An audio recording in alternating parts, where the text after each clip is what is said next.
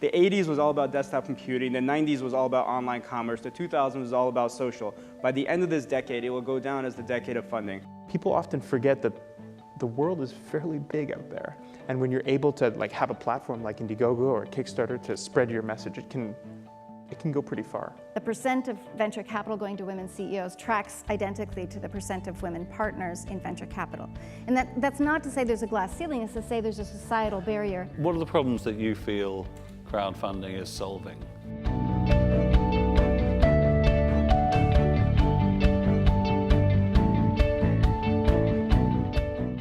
We have four concepts in mind of why people would fund.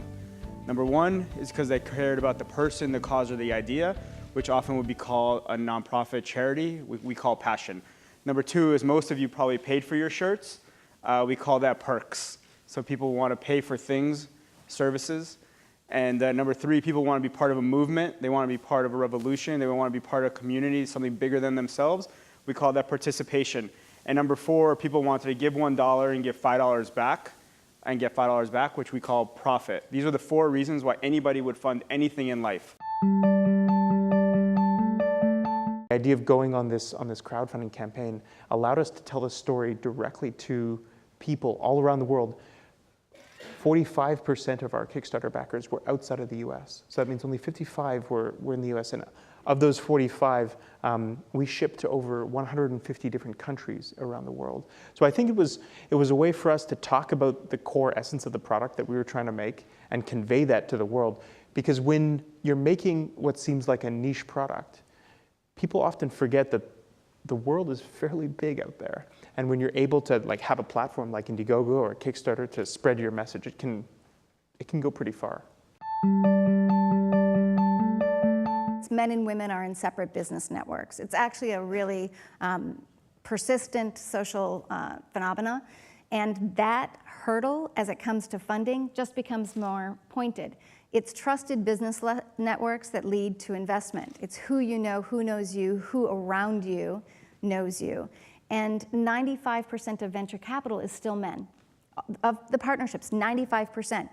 Well, interestingly enough, it's 5% of venture capital going to women CEOs. Most VCs I talk to are still struggling to see even one woman-led deal a year.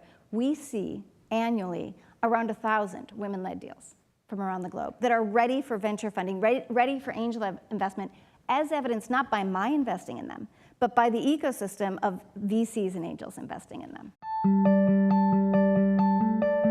We had a really naive concept, which was just create an open marketplace where anybody can fund anything. And the thing you need to appreciate here is no one else does that but us in this space, meaning we have no application process. We have no judgment. There is no editorial. Imagine for a moment asking Google if it was okay to be indexed by Google. Imagine for a moment wondering if it was okay to have YouTube's acceptance to be up as a video. It's kind of mind-blowing, right? So shouldn't the way a marketplace works be the same way for what is now called crowdfunding? The 80s was all about desktop computing, the 90s was all about online commerce, the 2000s was all about social. By the end of this decade, it will go down as the decade of funding. Crowdfunding, equity crowdfunding, the banking of the unbanked, social credit scores. Things will change across the world in a way that access to capital has never been available, and it will revolutionize entrepreneurship, and it will change actually the way government works, the way people are able to interact with each other, because now they'll have the access to capital to change things. See, if you have access to capital, you create more Erics. You create more Erics or more of the entrepreneurs that you have more amplification. You have the ultimate leverage by getting access to capital to people who will make change. Entrepreneurs are in control of the investment decision in a far more powerful way than they ever were before. Don't get caught in what's happening today. Think about where the puck is going. There's so much more that's going to happen with the power of connecting.